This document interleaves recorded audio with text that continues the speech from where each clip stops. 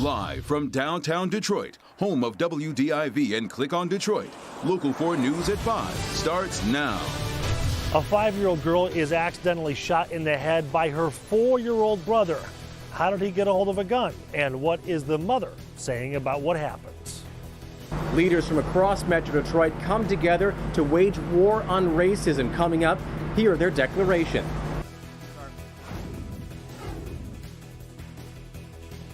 Okay, Grant, but we begin with live pictures of downtown Detroit where the heat is on. Another day over 90 degrees, and we haven't even seen the worst of it yet. Oh, yeah, an air quality alert is in effect as we sweat our way through this heat wave. Yeah, we want to get right over to Ben, tracking even higher temperatures on the way. Hi, Ben. Good evening, Kimberly. Jason, yeah, you're right. This is day 5 of the heat wave, and it's pretty much right in the middle. We've got about 4 more days to go. So I doubt we're going to set the record, but it is going to come awfully close. Here are the temperatures we're dealing with today. We have already been to 90 degrees, but you can tell where the rain has gone through a couple spots. We're down to 80 right now in Metro Ann Arbor, trying to climb back from the low 80s there when a thunderstorm rolled through. A couple of those blue bullseyes where the rain has had an effect. So let's go to Storm Tracker 4. Not a lot of activity out there, but the places that are seeing it, a couple downpours and some lightning strikes. You can see that complex rolling towards the airport, really starting to fall apart.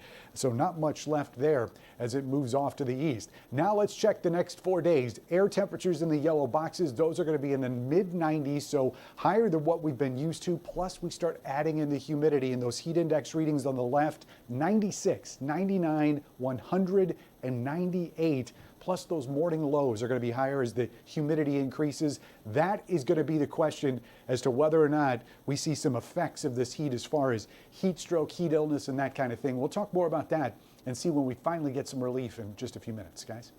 Okay, Ben, don't leave a gun loaded and accessible to your children. That is the message from a devastated mother today after her 4-year-old son found a gun and shot his sister in the head. This happened early this morning on Plymouth Road near Beach Daly in Redford Township.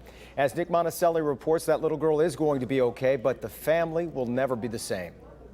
Good evening. We ran into the mother of this 5-year-old girl outside of their mobile home here in Redford, and even she, of course, was distraught, but was very candid, saying that they made a mistake and the gun should have been locked up.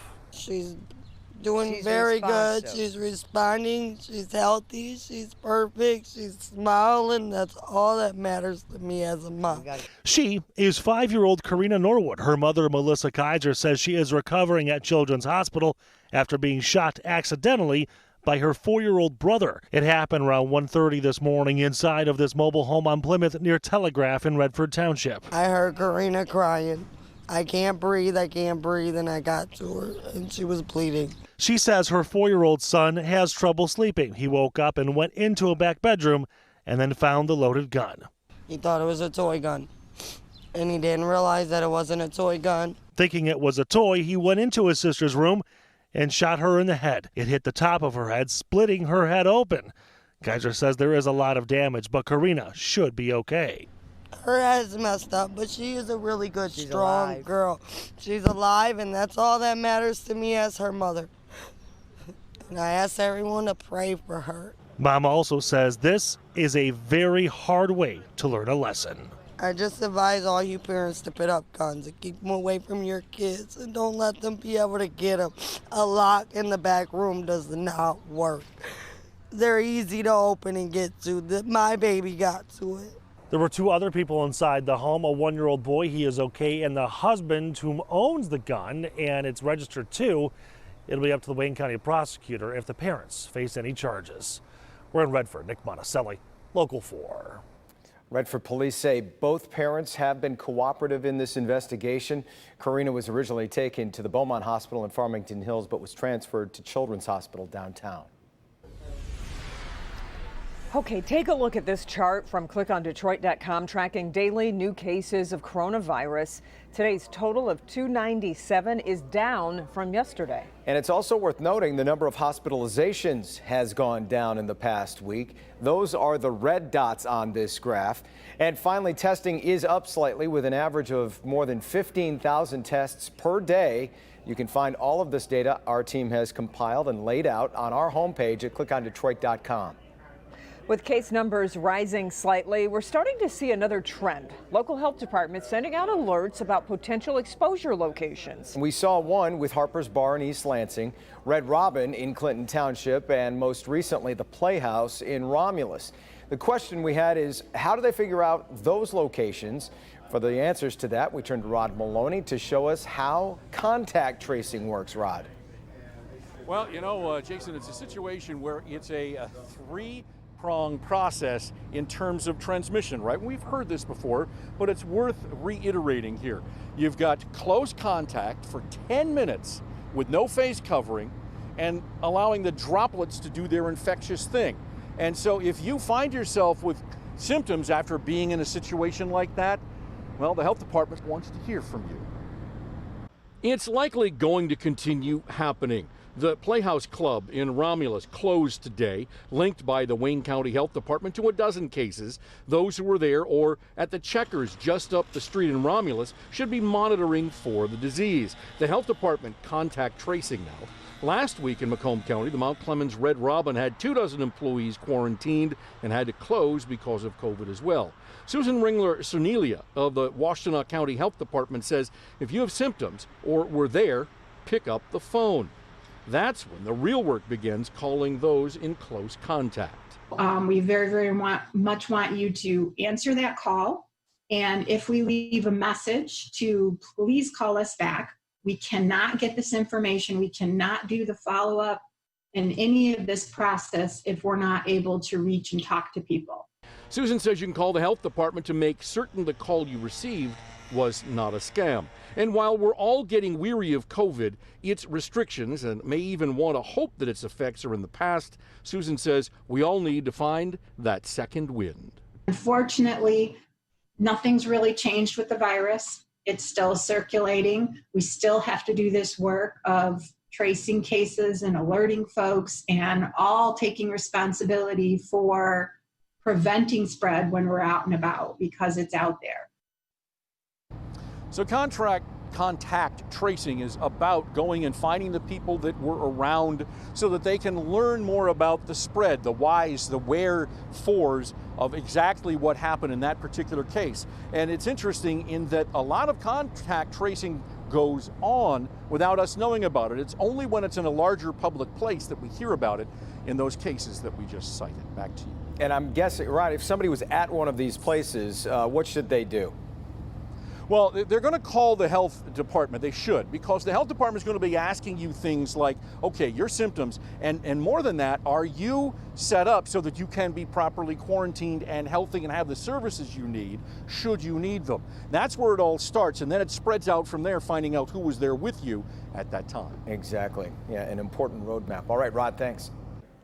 A search for answers after 2 people are shot on Detroit's west side. This happened overnight in the area of Livernois and Beachton after 2 cars collided.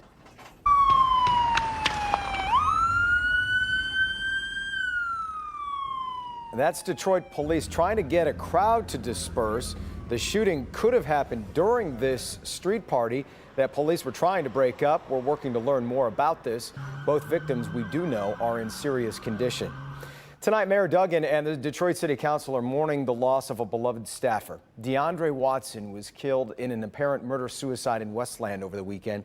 Police say a second man, Deontez Jones, took his own life inside of a nearby apartment.